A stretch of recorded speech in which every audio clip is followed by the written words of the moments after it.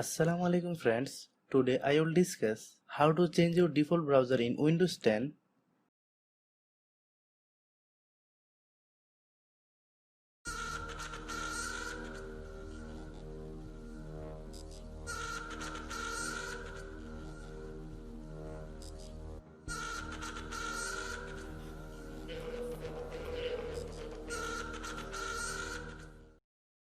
Click Start button, click Settings, click Apps,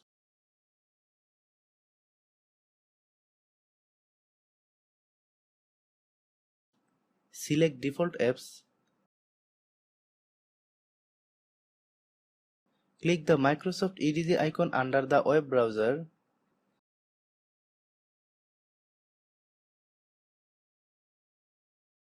select the browser you want as your new default, example Chrome.